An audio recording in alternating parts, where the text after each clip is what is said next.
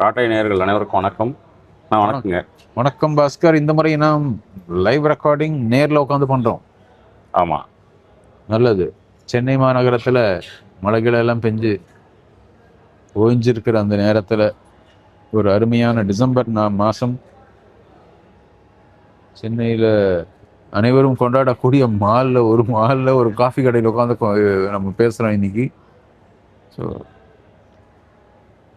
ஆமாம், 33 சீசன் முடிச்சிருக்கோம். 34வது சீசன். 4வது சீசன்.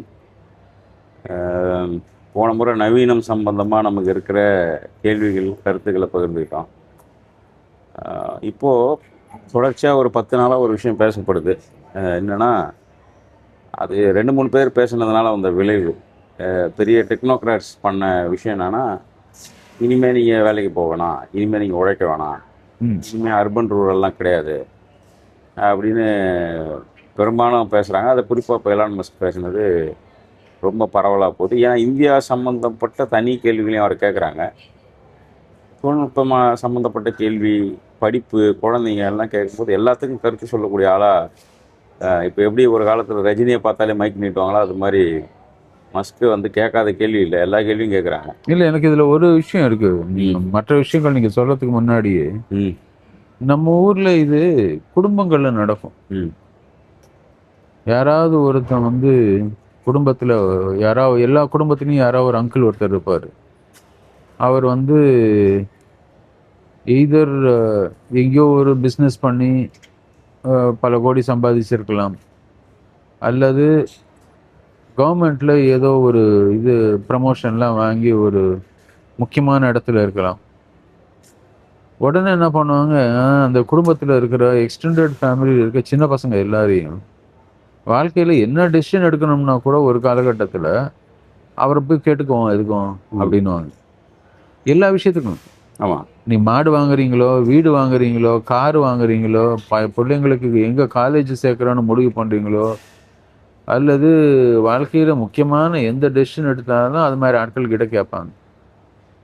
எனக்கு சில சமயம் இந்த இலான் மஸ்க் மாதிரி ஆட்கள் கிட்ட எதுக்கு நான் அதை சொல்கிறேன்னா, நம்ம முன்னாடி ஒரு எபிசோடில் ஒரு புத்தகத்தை பற்றி பேசணும், ஹவு சிலிக்கன் வேலி திங்க்ஸ் அப்படின்னு. ஆமாம், அதில் அவன் ஒரு சாப்டர் முழுக்க இலான் மஸ்கை மாத்திரமே வந்து ஆய்வு பண்ணி எழுதியிருக்கான்.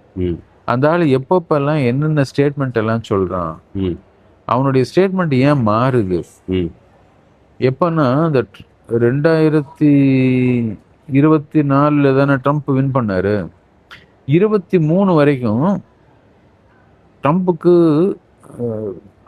ரொம்ப க்ளோஸாக வர்ற வரைக்கும் இலான் மஸ்க் வந்து எலெக்ஷனுக்கு ஒரு 8 மாதம் முன்னாடி தான் ட்ரம்ப்புக்கு ஆதரவாக வர்றாரு, நிறைய காசு வந்து டொனேட் பண்ணுறாரு, எல்லாம் பண்ணுறாரு. அதுக்கு முந்தி வரைக்கும் இலான் மஸ்க் வந்து தன்னுடைய பேச்சுக்கள்லேயோ தன்னுடைய இன்டர்வியூலையோ எங்கேயுமே அமெரிக்கன் சிவிலைசேஷன் அப்படின்ற வார்த்தையை பயன்படுத்தவே கிடையாது. திடீர்னு 2023 அமெரிக்கன் சிவிலைசேஷனை பற்றி பேசுகிறார். 24 எண்டில் அந்த ட்ரம்ப் ஆட்சிக்கு வந்து இல்லை 25 பிகினிங்கில் வந்து வெஸ்டர்ன் சிவிலைசேஷன் இப்படித்தான் இருக்கணும் அப்படின்னு மொத்த மேற்கத்திய நாகரிகத்தை பற்றி பேசுகிறாரு. அதுதான் அவன் அதை வந்து ரொம்ப தெளிவாக எழுதியிருக்கான். இந்த ஐடியா எல்லாம் வந்து எங்கிருந்து வருது இந்த மனுஷனுக்கு அப்படின்னு பார்த்தான்னா, அவருக்கு வந்து ரொம்ப பெருசாக படித்து ஞானமெல்லாம் கிடையாது. ஆனால் படிக்கிறார். ஸ்டான்ஃபோர்ட் யூனிவர்சிட்டியில் முக்கியமான நபர்கள் யாரோ அவங்க லெக்சரெல்லாம் உட்காந்து கேட்குறாரு, அந்த வெஸ்டர்ன் சிவிலைசேஷன் அல்லது மேற்கத்திய நாகரிகத்துக்கும் இவருக்கும் என்ன சம்மந்தம், இவர் எதுக்கு திடீர்னு அதை பற்றி பேச ஆரம்பிக்கிறாரு அப்படின்னு பார்த்தோம்னா, இதை பற்றி எங்கேயோ ஒரு யூனிவர்சிட்டியில் யாரோ ஒரு ப்ரொஃபஸர் சொல்கிறத பார்க்குறாரு. அடிக்கடி ஸ்டான்ஃபோர்ட் யூனிவர்சிட்டிக்கு போகிறாரு. ராமன் போய் அங்கே ப்ரொஃபஸருங்க என்ன சொல்கிறாங்க, ஏது சொல்கிறாங்கன்றதெல்லாம் பார்க்குறாரு, கேட்குறாரு. அதை வச்சு தான் தன்னுடைய முடிவுகளுக்கு வர்றாரு. ஸோ ஆனால் தனக்கு வந்து இப்போ இருக்கக்கூடிய பவர் எவ்வளோ இருக்குது, எதெல்லாம் இன்ஃப்ளூயன்ஸ் பண்ணக்கூடிய பவர் தனக்கு இருக்குன்றதை வச்சு நினைவில் வச்சுட்டு அதுக்கேற்ற மாதிரி அப்பப்போ மாற்றிக்கிட்டே இருக்கார். ஸோ எனக்கு இது மேலே ஒரு இன்ஃப்ளூயன்ஸ் இருக்குது. இப்போ நாளைக்கே வந்து யாரானும் மஸ்க் கிட்ட இந்திய பிரதமர் அவங்களால ஆக முடியாது அப்படின்னு சொல்லிட்டாங்கன்னா, நான் ஆய் காட்டுறேன், ஏன் என்னால் முடியாது அப்படின்னு சொல்லி இந்தியாவில் வந்து எப்படியான காசு கொடுத்து இங்கே வந்து தன்னை இந்திய பிரஜையாக மாற்றின்னு பண்ணுறதுக்கு அவர் நினச்சாருன்னா அந்த மாதிரி தான் செய்யக்கூடிய ஆள். அப்படி தான் எனக்கு தோணுது.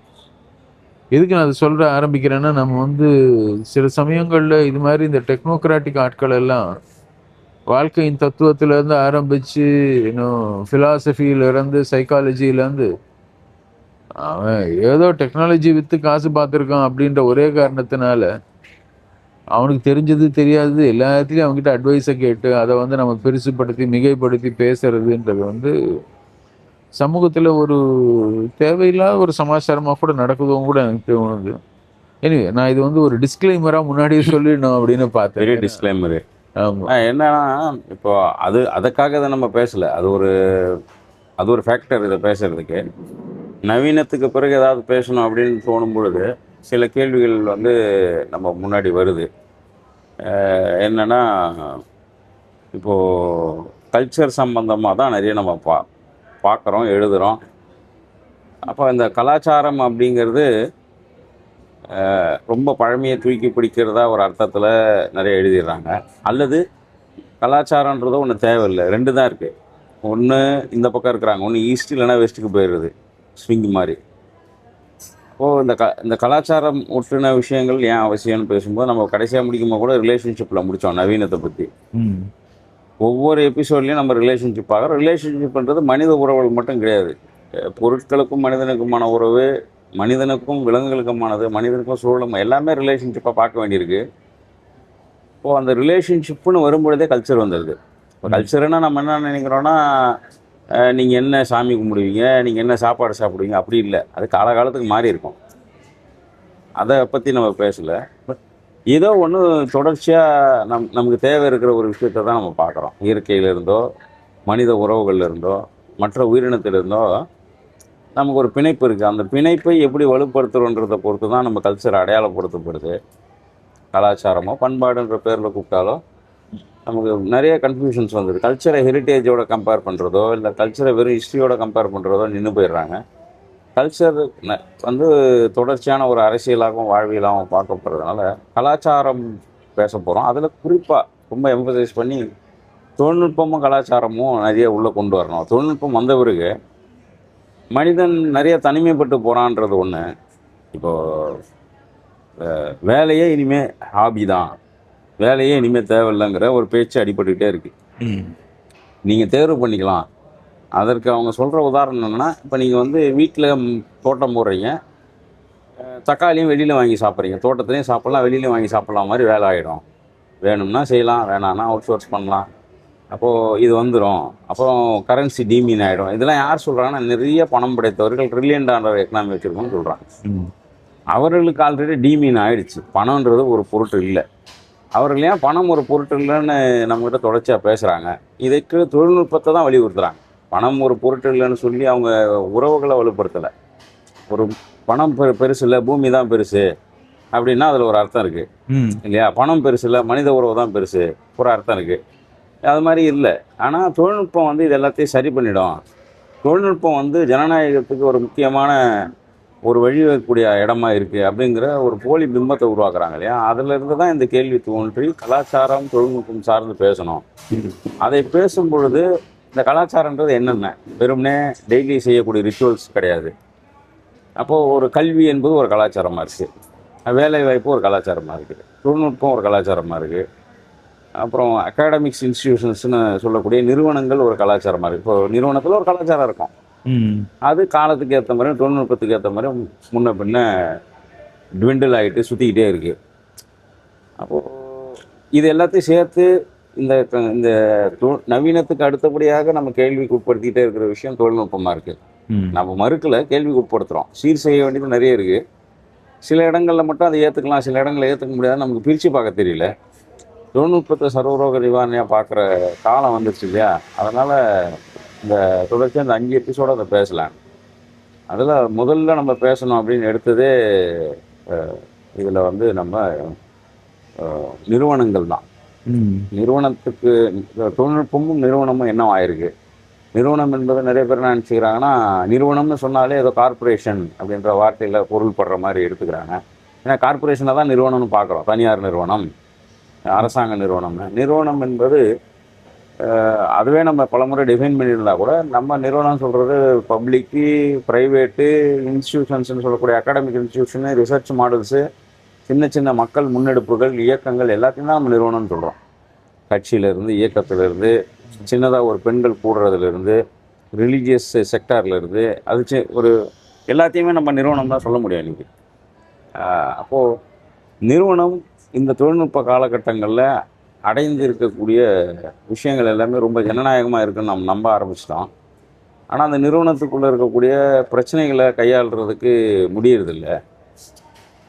அதிக நிறுவனத்தில் சாதித்தவங்களுடைய வாழ்க்கை பார்த்திங்கன்னா ரொம்ப பிரச்சனையாக இருக்குது. இப்போது ரீசெண்ட் டேஸ் என்ன சொல்கிறாங்கன்னா 35% மேலே ப்ரீமியம் இன்ஸ்டியூஷனில் படித்த நபர்களுக்கு தான் வேலை இல்லைங்கிறாங்க. ஏன்னா அவங்க வேறு இடத்துல வேலை செய்ய விரும்பலாங்கிறாங்க. அதை ஒரு கலாச்சாரம்னு சொல்கிறாங்க. ஒரு ஐஐடிலேயோ ஒரு ஆக்ஸ்ஃபோர்ட்லேயோ ஒரு வேறு எங்கேயோ படிக்கிறவங்க என்ன சொல்கிறாங்கன்னா, மற்ற பெரும்பெரும் நிறுவனங்களில் அந்த அந்த அந்த தரவுகள் இருக்குது. அவங்க என்ன சொல்கிறாங்கன்னா, நாங்கள் இதுக்கு கீழே எங்களால் வேலை செய்ய முடியாது. ஏன்னு கேட்டாக்கா மனசு ஒத்துக்கலாங்கிறாங்க. அப்போ அதுவே ஒரு கலாச்சாரமாக இப்போ நான் ஐஐடியில் வேலை பார்த்தேன்னா நான் இத்தனை கோடியிலையோ இத்தனை லட்சங்கள்லையோ அல்லது இந்த மாதிரியான நிறுவனங்களை மட்டும்தான் நான் வேலை செய்வேன்றதை ஒரு கலாச்சாரமாக மாற்றுறது. ஐஐடியில் சேர்றதே ஒரு கலாச்சாரமாக நம்ம வச்சுருக்கோம் இல்லையா? ஐஐடியில் சேர்ந்த பிறகு நான் வேலைக்கு இந்த மாதிரி தான் போவேன்ற ஒரு கலாச்சாரம் வைக்கிறோம். இப்போது ஒரு பெருங்கனவை நம்ம உற்பத்தி பண்ணி அந்த கனவையும் தொடர விடாமல் பண்ணுற ஒரு டிஃப்யூஸ் பண்ணுற ஒரு ஸ்டேட்டும் அதில் இருக்குன்றதுனால இப்படி இப்போ ஒன்று நான் சொல்லியிருக்கேன். உதாரணமாக நிறைய கட்சிகளை சொல்லலாம். இப்போ எனக்கு இந்த எஸ்ஐஆர் நினைக்கும் பொழுது எனக்கு சிரிப்பு தான் வருது.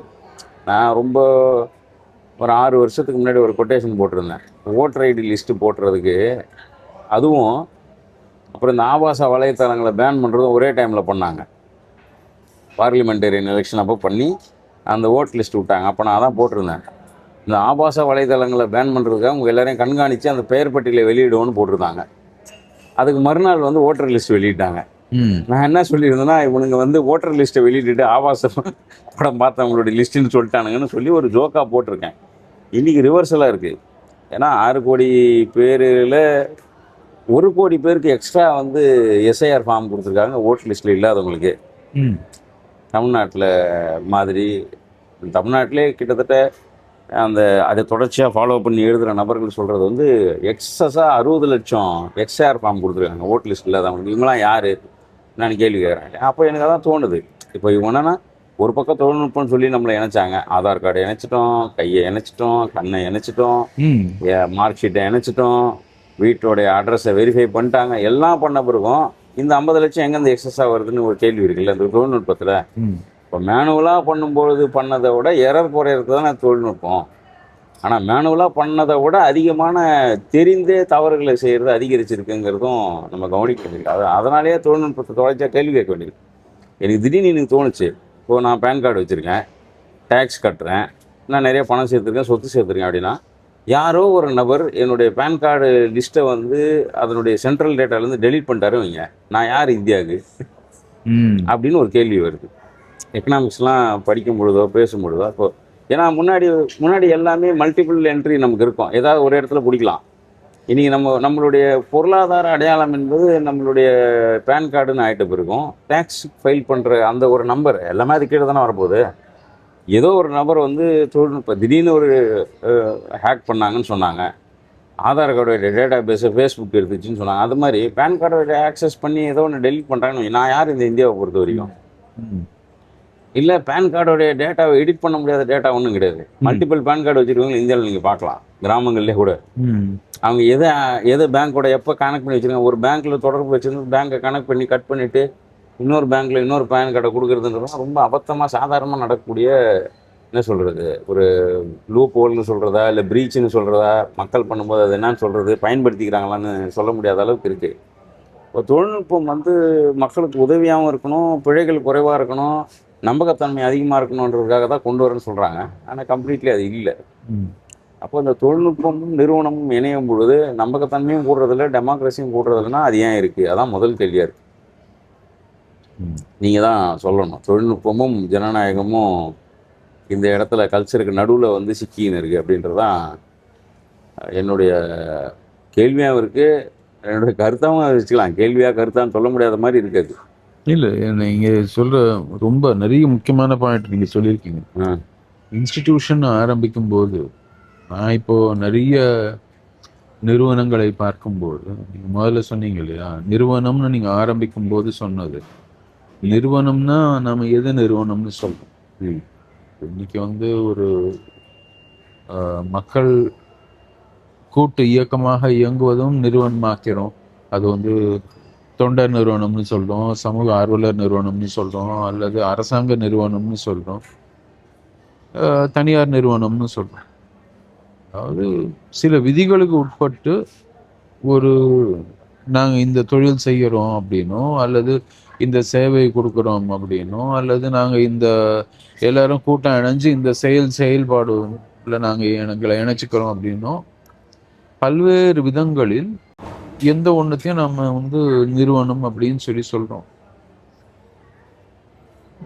ஆனா அதையும் தாண்டி நம்ம நிறுவனம்னு சொல்றது ஏதோ ஒரு வேலை செய்வதற்கான ஒரு கலாச்சாரம் தான். ஏன்னா எல்லா நிறுவனத்துக்கும் அதற்கான விதிகள் இருக்குது. நாங்கள் இந்த வேலையை இப்படிதான் செய்வோம் அப்படின்னு ஒன்று இருக்கு. இந்தந்த எத்திக்ஸுக்கு கட்டுப்பட்டு, இந்தந்த தார்மீக அடிப்படையில் எங்களுக்குன்னு சில கட்டுப்பாடுகளை நிர்ணயம் பண்ணி அதற்கு அடிப்படையில் தான் நாங்கள் வேலை செய்வோம் அப்படின்னு சொல்லும்போது என்ன ஆகுதுன்னா, எல்லா நிறுவனங்களும் தங்களுக்குன்னு சில விதிகளை நிரூபிக்கிறோம். So ultimately every institution is defining a culture of work. ஒரு வேலையை நான் செய்வதற்கு இப்போ 2 நிறுவனங்கள் இருக்குது. இப்போ அடிக்கடி சொல்லக்கூடிய உதாரணம், இன்னைக்கு இருக்கக்கூடிய கார்பரேட்டுகளுக்கு உதாரணம் சொல்லணும்னா, கார்பரேட் இதெல்லாம் அம்பானிக்கும் டாட்டாஸ்க்கும் சொல்லுவாங்க. டாட்டா அப்படின்றது ஒரு பழைய நிறுவனம், தனியார் நிறுவனம். அதில் இருக்கக்கூடிய வேலைக்கான கலாச்சாரம்ன்றது வித்தியாசமாக இருக்கும். ஏன்னா அங்கே வந்து ஒரு முறை நீங்கள் ஒரு டாட்டாவில் வந்து சேர்ந்துட்டீங்கன்னா, கவர்மெண்ட் மாதிரி 35-40 வருஷத்துக்கு நீங்கள் டாட்டாலேயே தொடர்ந்து வேலை செய்வீங்க. உங்களுக்கு நிறுவனத்தில் வந்து கொஞ்சம் கொஞ்சமாக படிப்படியாக உயர்ந்து உங்களை வேலையில் நல்லா பார்த்துக்குவாங்க. உங்களுக்கு மெடிக்கல் வசதி இருக்கும், உங்கள் பிள்ளைகளுக்கு ஸ்கூல் வசதி இருக்கும், காலேஜ் வசதி இருக்கும். எல்லாமே அந்த டாட்டா குழுவை சேர்ந்து அந்த நிறுவனங்கள்லேயே வந்து எல்லாத்தையும் பண்ணிடுவாங்க. இதெல்லாம் வந்து ஒரு முறை நீங்கள் வேலைக்கு சேர்ந்துட்டீங்கன்னா கவர்மெண்ட் மாதிரி அப்படின்னு சொல்லக்கூடியது. இப்போ தமிழ்நாட்டையே எடுத்தீங்கன்னா டிவிஎஸ் அது மாதிரி தான், முருகப்பா குரூப்பு, செட்டியார் குரூப் அது மாதிரி, அமால்கமேஷன் குரூப்பு, அது மாதிரி பல குரூப்ஸ் இருக்கு. இது வந்து அந்த காலத்து அந்த பழைய ஃபேமிலி கார்பரேட்னு சொல்லக்கூடிய நிறுவனம்.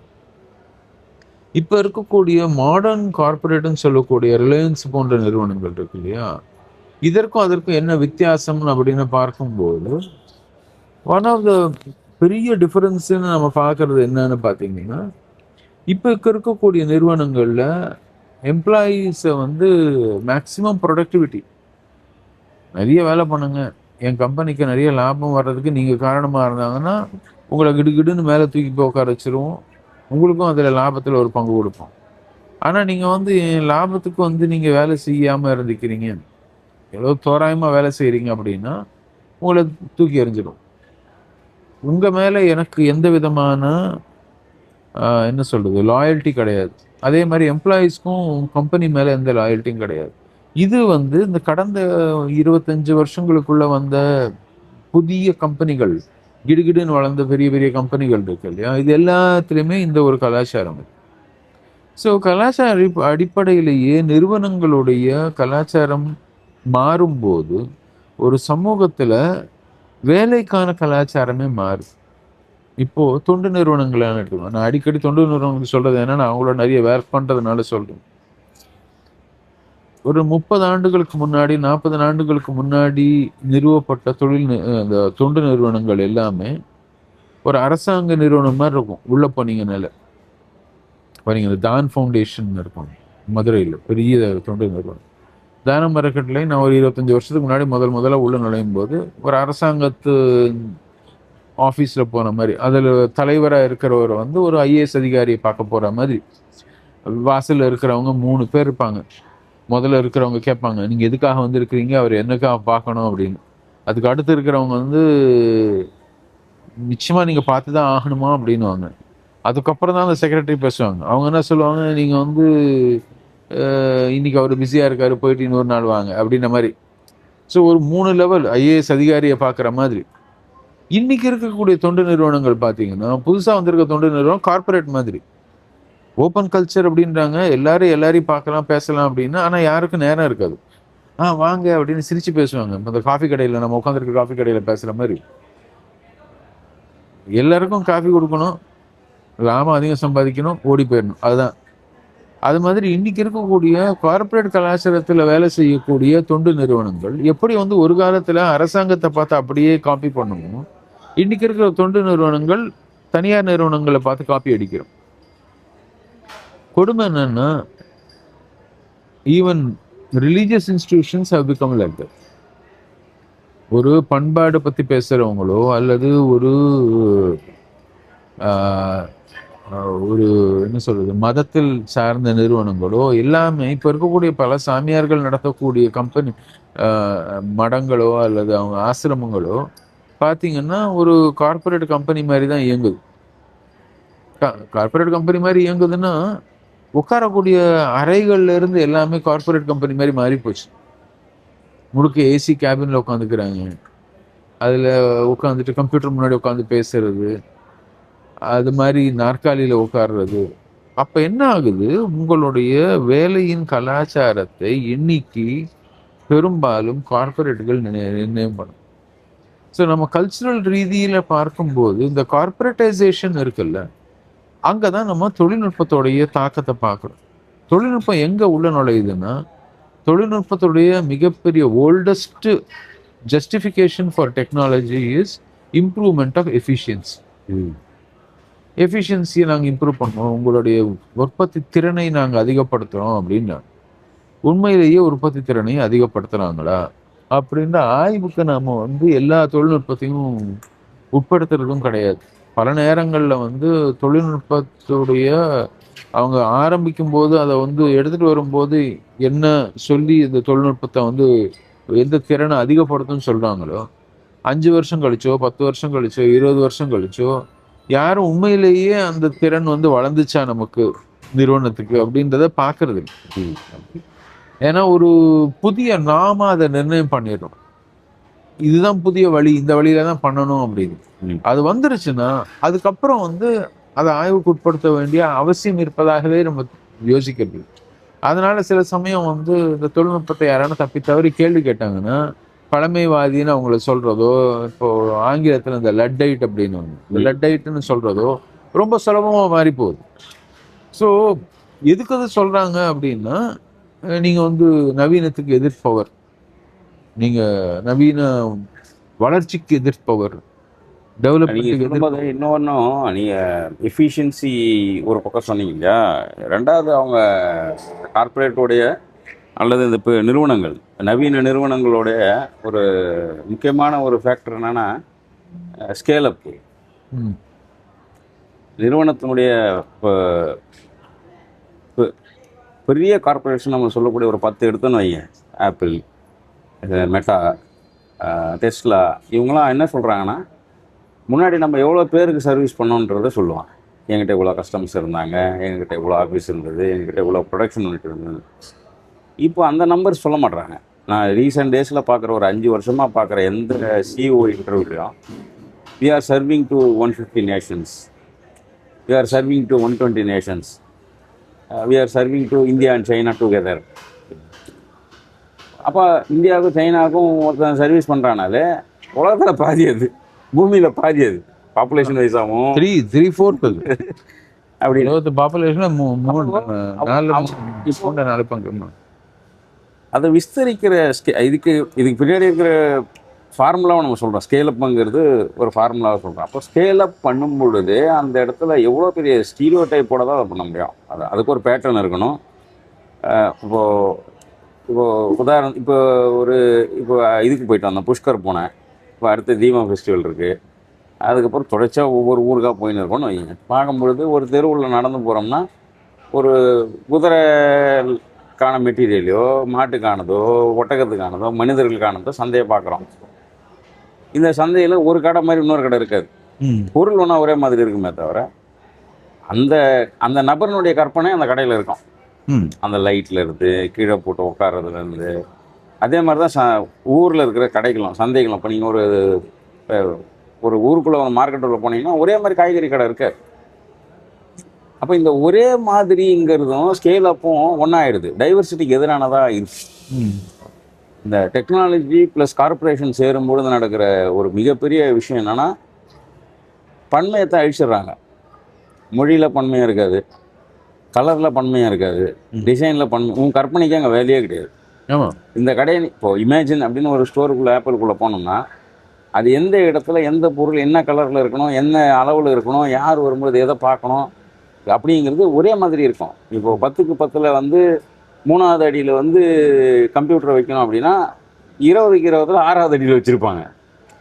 ஒரு ஃபார்முலா மாதிரி இருக்கும், மேக்ஸ் ஃபார்முலா மாதிரி, இன்டகிரேஷன் டிஃபரன்ஷியேஷன் ஃபார்முலா மாதிரி. எக்ஸை ஃபில் பண்ணால் வேல்யூ கிடச்சிடும். அங்கே கற்பனை கிடையாது.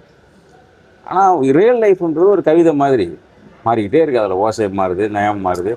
நாம் அதை இழக்கிறோமோன்றதும் வருது. நம்ம திருப்பி அரசியலில் மட்டும் ஃபோக்கஸ் பண்ணாமல் பொருளாதாரத்தில் ஃபோக்கஸ் பண்ணாமல் சில விஷயங்கள் பார்க்கும்பொழுது இந்த ஸ்கேல் அப்புக்கு பின்னாடி ஒரு பக்கம் எம்ப்ளாயபிலிட்டி குறையுது, இன்னொரு பக்கம் இந்த கினி கோஎஃபிஷியன்ட் மாதிரி பணக்காரன் முழுக்க பணக்காரனே ஆகிறான், ஏழை என்ன ஆகிறாருன்னு தெரியல, ஏழையாகவே இருக்காருன்னு கூட சொல்ல முடியல, அவர் என்ன ஆகிறாருன்னு தெரிலன்றதெல்லாம் தாண்டி நம்ம டைவர்சிட்டி இழக்கிறோம், அழகை இழக்கிறோம், மொழி இழக்கிறோம்.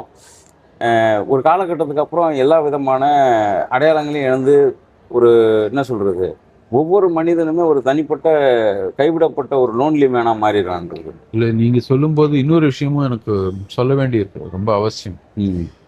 முதல் முறையாக scale is lost to law or law is lost to scale.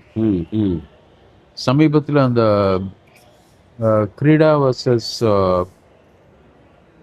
வனவாசி அப்படின்னு சொல்லி, வனவாசியா வன்தன், அந்த புது சட்டம் ஒன்று வந்துடும். ஆமாம், நவம்பர் 18 ஒரு ரூலிங் கொடுக்குது சுப்ரீம் கோர்ட் 2:1 மெஜாரிட்டியில். தேங்க்ஃபுல்லி 3வது ஜட்ஜ் ரொம்ப கிரிட்டிக்கலான ஒரு டிசன்ட் நோட்டும் கொடுக்குறாங்க அது. ஆனால் சுப்ரீம் கோர்ட் சீஃப் ஜஸ்டிஸ், இப்போ சமீபத்தில் ரிட்டையர் ஆன சீஃப் ஜஸ்டிஸ், இன்னொரு ஜட்ஜு, 2 பேர் என்ன சொல்றாங்கன்னா, என்வரான்மெண்டல் இம்பேக்ட் அசஸ்மெண்ட், ஈசின்னு சொல்லக்கூடிய என்வரான்மெண்டல் கிளியரன்ஸ் உள்ளூர் பஞ்சாயத்துல இருந்து துவங்கி உள்ளூர் அரசாங்கம் வரைக்கும் எல்லாருமே ஒரு கம்யூனிட்டி கன்சல்டேஷன் மூலமாக நீங்க செய்யணும். அப்படி அது எந்தெந்த செக்டாருக்குன்னு கொடுத்துருக்காங்க, என்ன பெரிய ஸ்கேல் சைஸ்ல இருந்துச்சுன்னா நீங்க இது செய்யணும் அப்படின்னு. என்ன நடக்குதுன்னா 2017 ஒரு டெம்பரரியா ஒரு கைட்லைன் ஒன்று வெளியிடுது மத்திய அரசாங்கம். இந்த தேதியில இந்த தேதிக்குள்ள நீங்க இந்த ஸ்கேலில் நீங்க பண்ணியிருந்தீங்கன்னா வித் ரெட்ரோ எஃபெக்ட் கூட நீங்க என்வரான்மெண்டல் கிளியரன்ஸை வாங்கலாம் அப்படின்னு சொல்லு. 2023 22-23 என்ன பண்றாங்க, இதுக்கே ஒரு கைட்லைன் மாதிரி போட்டு எல்லாருமே அப்படி பண்ணிக்கலாம். இந்த டீக்ரிமினலைசேஷன் வார்த்தைய மத்திய மந்திரிகள் 2022-23 அப்புறம் பாத்தீங்கன்னா எல்லாரும் பயன்படுத்துறாங்க. நிர்மலா சீதாராமன் 23 பட்ஜெட் ஸ்பீச்ல சொல்றாங்க, பியூஷ் கோயல் சொல்றாரு, அது தவிர என்வரான்மெண்டல் மினிஸ்டர் சொல்றாரு, இண்டஸ்ட்ரியல் மினிஸ்டர் எல்லாருமே சொல்லிட்டே இருக்கிறாங்க. என்ன பண்றாங்கன்னா, சுற்றுப்புற சூழலுக்கான சயின்டிஃபிக் மெத்தடாலஜி தான் அந்த என்வரான்மெண்டல் அசஸ்மெண்ட்னா என்னன்னா, அறிவியல் பூர்வமாக இதன் மூலமாக என்னென்ன தாக்கம் ஏற்படும் சூழல், அந்த தாக்கம் முழுக்க அந்த ஊரை சுத்தி யார் யாரெல்லாம் இருக்கிறாங்களோ அவங்களுக்கும் சொல்லிட்டு அவங்க இந்த தாக்கத்தை எல்லாம் மீறி நம்ம இதுக்கு சேஃப்கார்டு என்னென்ன பண்றோம்னு சொல்லி அந்த ஊர்க்காரங்களை சுத்தி இருக்கவங்க கிட்ட சொல்லி அவங்கள கன்வின்ஸ் பண்ணி நாங்க இந்த சேஃப்கார்டு எல்லாம் பண்ணி முடிச்சிட்டோம், அதனால நாங்க பர்மிஷன் வாங்குறோம்னு அவங்க கிட்ட பர்மிஷன் வாங்குறதுக்கு தான் இந்த என்வரான்மெண்டல் கிளியரன்ஸ். அது எந்தெந்த துறைக்குன்னு பார்த்தீங்கன்னா, thermal power station, hydel power station, coal, mining, nuclear வரைக்கும் எல்லாத்துக்கும் போகுது. ஏறத்தாழ ஒரு 28 விதமான தொழில்களை நீங்கள் தொடங்கணும் அப்படின்னா அதுக்கு எல்லாத்துக்கும் இது பண்ணணும் அப்படின்னு அரசாங்கமே வெளியிட்டிருக்கோம். ஒரு 6 மாதம் முன்னாடி 6-7 மாதம் முன்னாடி சுப்ரீம் கோர்ட்டில் ஒரு கேஸ் வரும். ஒரு இது என்ன சொல்கிறான்னா, நாங்கள் ஆல்ரெடி கட்டிட்டோம், கிளியரன்ஸ் வரும்னு நினச்சிட்டு நாங்கள் கட்டிட்டோம், இப்போ கிளியரன்ஸ் கிடைக்கல எங்களுக்கு, நாங்கள் எவ்வளவோ கோடிகள் செலவு பண்ணி கட்டிட்டோம், இப்போ எங்களுக்கு கிளியரன்ஸ் கிடைக்கல, environmental clearance, with retro effect எங்களுக்கு கிளியரன்ஸ் கொடுத்துருங்க அப்படின்னு. அதாவது நான் தப்பு பண்ண எந்த தப்பு நீங்கள் செய்யக்கூடாதுன்றதுக்காக உங்களுக்கு வந்து இந்த வேலையை இந்த கிளியரன்ஸ் வாங்கிட்டு தான் நீ வேலையை தொடங்கணும்னு சொல்கிறானோ, அந்த தப்பு நாங்கள் பண்ணிட்டோம், இப்போ எங்களுக்கு கிளியரன்ஸ் கிடைக்கல, ஆனால் நாங்கள் ரொம்ப பெரிய பொருள் இன்வெஸ்ட் பண்ணிட்டோம் அதுக்குள்ள, அதனால எங்களுக்கு கிளியரன்ஸ் கொடுத்துருங்கன்னு அதே தப்பு நான் பண்ணி முடிச்சிட்டேன், அதனால ஒரு லாவை நீ சட்டத்தை வந்து நான் மதிக்கல, இருந்தாலும் வந்து எனக்கு அதனால சட்டத்துல வந்து எனக்கு விலக்கு கொடுத்துரு அப்படின்னு கேட்குறான். சுப்ரீம் கோர்ட் இதை நிராகரிக்குது. மார்ச் மாதம் ஒரு 2 ஜட்ஜு சொல்லிட்டாங்க, நீ எவ்வளோ பெரிய ப்ராஜெக்டாக இருந்தாலும் எல்லாத்தையும் இடிச்சு தள்ளு அப்படின்னு சொல்லி ரூலிங் கொடுத்துரு. நவம்பர் மாதம் சுப்ரீம் கோர்ட்டில் இது திரும்பி அப்பீலுக்கு வருது. அப்போது 2 ஜட்ஜு என்ன சொல்கிறாங்க, ஸ்கேல் ஆஃப் இதையும் நம்ம பார்க்கணும், நிறைய இன்வெஸ்ட் பண்ணிட்டாங்க, அவ்வளோ பெரிய ஸ்கேல் அவங்க பண்ணியிருக்கும் போது அது சட்டப்புறம்பாக இருந்தால் கூட சட்டத்தை கொஞ்சம் வளைச்சி கொடுத்துக்குவோம் அப்படின்னு ரூலிங் கொடுக்குறாங்க. இது நீங்கள் சொல்லும் பொழுது இந்த மான்டே சிங் அலுவலியாவை பற்றி அடிக்கடி நம்மாழ்வார் சொல்லினே இருப்பார். அதாவது மான்டே சிங் அலுவலியா ஒன்று, இன்னொன்று மோனோக்ரோமேட்டோ பாஸ், ரெண்டுத்துலேயுமே சொல்லுவார். என்னென்னா ஒரு விஷயம் வந்து இது வந்து பாலிசி விஷயம், உணவு பஞ்சம் வந்துடும் அது இதுன்னு சொல்கிறீங்க, இத்தனை ட்ரில்லியன் டன் வந்து உணவு இருக்குது, அதை டிஸ்ட்ரிபியூட் பண்ணிடலான்னு கேட்கும்போது இது பாலிசி முடிவு, இதில் வந்து நீதிமன்றம் தலையிட முடியாதுன்னு ஒரு வாதம் மத்திய அரசாங்கம் வச்சு உணவு கட்டுப்பாடு சம்மந்தமாக வேலை செஞ்சதை ஒரு காட்டுவார். இன்னொன்று தான் உற்பத்தி பண்ண மோனோக்ரோமேட்டோ பாஸ் மட்டும் விற்றுக்கிறோம். இதுவே நம்ம டிடிடி விற்று காசர்கோடு நிகழ்ச்சிக்கு ஒரு கம்பெனி பேன் பண்ணிட்டாங்க, டிடிடி பேன் பண்ணியாச்சு, அது பாய்சனஸ்ன்னு சொல்லி காசர்கோடு வந்து மிகப்பெரிய உதாரணமாக இருந்தால் அதை பேன் பண்ணாங்க. எண்டோசல்ஃபான் அதுதான் டிடிடியோட அந்த நான் மூலக்கூறு சொல்கிறேன் அது பேருக்கு. ஓகே, அதை பேன் பண்ண பிறகு அதுக்கு அதை வாதாடினவங்க என்ன கேட்டாங்கன்னா, உற்பத்தி பண்ணதெல்லாம் என்ன பண்ணுறது, அது வரைக்கும் விற்றுக்கிறோம். ஆமாம் ஆமாம் தெரியும், உற்பத்தி பண்ணது விற்று முடிக்கிற வரைக்கும் நாங்கள் வந்து எங்களுக்கு விலக்கு கொடுங்க அப்படி. விலக்கு கொடுங்க. எதுக்காக பேன் பண்ணாங்களோ இப்போ நீங்கள் சொல்லுமா அது ஞாபகம் வருது டக்குன்னு. பேன் பண்ணது இது வந்து ஜெனட்டிக்கலி பிரச்சனை பண்ணியிருக்கு, குழந்தைங்க பிறக்கிற குழந்தைங்க ஒன்றும் அது அடுத்த தலைமுறை 2 தலைமுறை வரைக்கும் 3 இது 4வது தலைமுறை ஆக்சுவலாக அந்த கேஸுக்கு அப்புறம் வந்த விஷயத்தை இப்படி நம்ம கேட்கும்பொழுது என்ன சொன்னோம், உற்பத்தி பண்ண வரைக்கும் விற்றுக்கிறோம். இப்போ இது எவ்வளோ, அதாவது அன்பார்லிமெண்ட்ரியாக இருந்தால் கூட இது ஒரு மாதிரி ஆணவ போக்கான பேச்சு தானே. இல்லை, கொடுமை என்னன்னா இந்த 3வது ஜட்ஜு வந்து இதுக்கு டிசென்டிங் நோட்டு கொடுக்கலன்னு வச்சுக்கோங்க, இது சுப்ரீம் கோர்ட் இதை வச்சு இனிமே அப்போ அந்த சட்டத்துக்கு என்ன வேலை? ஆமாம், நான் வந்து இந்த ஸ்கேல்ல பண்றீங்க, அதனால வந்து நீங்க சொன்ன அந்த ஸ்கேலுக்காக உதாரணம் சொல்றேன். ஆமா, சட்டத்தையே பெண்ட் பண்றது ஸ்கேல் தான். ஆமா, உற்பத்தியோட அளவும் அந்த நிறுவனத்தினுடைய. அப்போ பெரிய ஸ்கேல்ல நீங்க எதானே பண்ணீங்கன்னா உங்க முன்னாடி எந்த சட்டமும் வந்து வேலை செய்ய வேண்டிய அவசியம் இல்லைன்னு உச்ச நீதிமன்றமே சொல்லுது. அப்படின்னா அதை விட கேவலம் வேற என்ன இருக்கு? அதை தான் நான் சொல்றேன். பெரிய பெரிய கார்பரேட் சொல்ற ஸ்கேல்ன்ற யூனிட்டு முன்னாடி யூனிட்ல இருக்கும். இப்போ வந்து 1 லட்சம் செல்போன் தயாரித்தோம், 50,000 கார் தயாரித்தோம் அப்படின்னு இருக்கோம். அப்புறம் இவ்வளோ மக்களுக்கு சர்வீஸ் பண்ணுறோம், இவ்வளோ மாநிலங்கள் எங்களுக்கு வந்து இருக்குது, வேலை வாய்ப்பு இருக்குன்னு பேசின்னு இருந்தவங்க யாருமே இப்போ அப்படி பேசுறது இல்லை. சமீப காலமாக இத்தனை தேசத்துக்கு தான் நாங்கள் பண்ணுறோன்னு பெரும்பாலும் 150 நேஷன் அப்படின்றது பெரு நாடுகள். அதுக்கப்புறம் இருக்கிற ஒரு 50-60 நாடுகள் வந்து அளவில் ரொம்ப சின்னது. இப்போ உதாரணத்துக்கு இங்கே 100 ரூபா மதிப்புனா அங்கே ஒரு 10 லட்ச ரூபா இருக்குன்னா அதெல்லாம் மதிக்காத நாடாயிடும். இந்தோனேஷியா மாதிரியோ உகாண்டா மாதிரியோ கூடையில் மணாலின்னு போகிற வீடியோஸ்லாம் நம்ம பார்ப்போம்ல, அந்த மாதிரி நாடுகள் அவங்க நாடாகவே கன்சிடர் பண்ணுறதுலாம் மக்களாகவும் பண்ணுறதில்ல. ஆனால் எங்கே வந்து இந்த competition petrol gold dollar competition இருக்கிற நாடுகள் அது ஒரு 100 நாடுகள் இருக்குது. இப்போ அதில் ஒரு டாப் 10 தான் சண்டை போட்டுது, மீதெல்லாம் அவங்களுடைய பையர்ஸாக இருக்கிறாங்கன்னு வச்சுக்குவோம். இந்த 150 நேஷன்ற வார்த்தையை தொடர்ச்சியாலாம் பேசுகிறாங்க. இப்போ டாப் சிஇஓஸ் வந்து என்ன சொல்கிறாங்கன்னா 150, ஏன்னா இப்போ நீங்கள் மோடியாவோ ராகுல் காந்தியாவோ நேராகவே இருந்தால் கூட இந்தியாவை மட்டும் தானே பேச முடியும். இவங்க என்ன சொல்கிறாங்கன்னா 150 தேசத்துக்கு தலைவர்களாக பேசுகிறாங்க. அந்த ஸ்கேலுங்கிறது தங்களுடைய அதிகாரத்தினுடைய முழு பலனா, அந்த பலன் ப்ளஸ் பலம். இல்லை, இதில் இன்னொன்றும் பார்க்குறேன் நான். முன்னாடியெல்லாம் இப்போ நீங்கள் உங்கள் கம்பெனியோட சைஸை பற்றி பேசும்போது இந்தியா மாதிரி நாடுகளில் பர்டிகுலர்லி எத்தனை பேருக்கு வேலை வாய்ப்பு உருவாக்குனீங்கன்றத பேசுவாங்க. ஆமாம், என்னுடைய நிறுவனத்தில் 2000 பேர் வேலை செய்கிறாங்க, 20,000 பேர் வேலை செய்கிறாங்க. இப்போ தமிழ்நாட்டையே எடுத்துக்கோங்களேன். இப்போ சமீபத்தில் வந்து நம்ம பேசும்போதெல்லாம் எஃப்டிஐ இந்த கம்பெனி வந்திருக்கு, அந்த கம்பெனி வருதுன்னு சொல்லி நம்ம இவர் தொழில்துறை மந்திரி டிஆர்பி ராஜா தான் அடிக்கடி இதை பற்றி ட்வீட்லாம் அடிப்பார். இத்தனை கோடி ரூபாய் முதலீடு வருதுன்னு தான் சொல்கிறாங்க. எத்தனை பேருக்கு அதனால வேலை வாய்ப்பு வரும்ன்றது சொல்லதை நிறுத்திட்டாங்க. ஆமாம். ஏன்னா முன்னாடி வந்து நீங்கள் ஒரு 5 கோடி ரூபா 5,000 கோடியில் ஒருத்தன் கம்பெனி வந்து முதலீடு பண்ணுறான் அப்படின்னா அட்லீஸ்ட் ஒரு 10,000 பேருக்கோ ஒரு 15,000 பேருக்கோ வேலை வாய்ப்பு உருவாக வாய்ப்பு இருக்கும். இப்போ எப்படி போயிடுச்சுன்னா அவன் 5,000 அதே 5,000 கோடி அவன் இன்வெஸ்ட் பண்ணா 100 பேருக்கு வேலை வாய்ப்பு கிடைக்கிறது பெரிய, ஏன்னா முழுக்க ஆட்டோமேஷனில் போயிடுச்சு.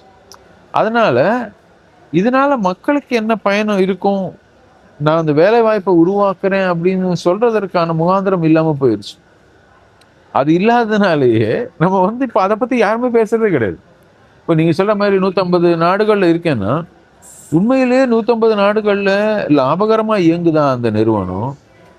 150 நாடுகள்ல அவன் முதலீடு மாத்திரம் போட்டிருக்கானா, அல்லது 150 நாடுகள்ல பர்மிஷன் வாங்கியிருக்கானா வேலை செய்யறதுக்கு? என்ன நடந்திருக்கு அந்த 150 நாடுகள்ல அப்படின்றதற்கான எந்த ஒரு பேக்ரவுண்டும் அதுல இருக்காது. 150 நாடுகள் நாங்க இருக்கோம் அப்படின்னா என்ன அர்த்தம்? நாடுகளுடைய விதிகளை தாண்டி, நாடுகளுடைய கவர்னன்ஸை தாண்டி நான் பெரிய மனுஷன் அப்படின்னு சொல்றதுதான் நான் அதுல பாக்குறேன். அதான் இது மாதிரியான விஷயங்கள் எடுத்து பேசதான். இப்போ நம்ம தொழில்நுட்பத்துக்கு எதிராக பேசுகிறோன்னா நம்ம ஒரு கோடிங்க்கு எதிராகவோ சாஃப்ட்வேருக்கு எதிராகவோ செல்ஃபோன் பயன்பாட்டுக்கு எதிராக பேசலை. அதில் இருக்கிற அரசியல், அது மக்களை நகர்த்துற விதம், ரிலேஷன்ஷிப்பு, யார் இதில் லாபம் அடைகிறா அப்படிங்கிற கிளாரிட்டி வேணுங்கிறதுக்காக இது தொடர்ச்சியாக பேசிகிட்டு இருக்கிறோம். இல்லை, உற்பத்தியின் ஒவ்வொரு கலாச்சாரமும் மாறும் போது நீங்கள் சொல்கிற மாதிரி அந்த உள்ளூருக்கான ஒரு விஷயத்தை நான் உற்பத்தி பண்ணுறேன்னும் போது அந்த வார்த்தைகள் எனக்கு தேவைப்படும். இப்போ மதுரையில் எடுத்துக்கிட்டிங்கன்னா, மதுரையில் அழகர் ஆற்றுல இறங்குற அந்த ஒரு திருவிழாவுக்கு வந்து ஒவ்வொரு ஊர்லேருந்து ஒவ்வொரு விதமாக உடை அணிந்து மக்கள் வருவாங்க. அந்த உடைக்கு ஒரு பேர் இருக்கு.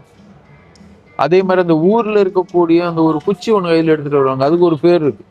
இதெல்லாம் உற்பத்தி பண்றாங்க ஒருத்தர், அதுக்கு ஒரு கம்யூனிட்டி இருக்கு.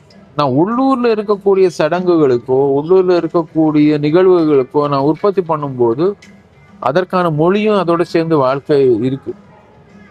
நான் பெரிய அளவுல பெரும் கம்பெனிகளுடைய சப்ளையரா மாறும்போது உள்ளூருக்கு நான் உற்பத்தி பண்ணாத போது உள்ளூர் டேர்ம்ஸ் மொழிக்கே எனக்கு வேலை இல்லாமல் போயிடும். உள்ளூர் தொடர்புகளுக்கு மீனிங் இல்லாமல் போயிடும். உள்ளூர் உறவுகளுக்கு தேவை இல்லாமலே போயிடும்.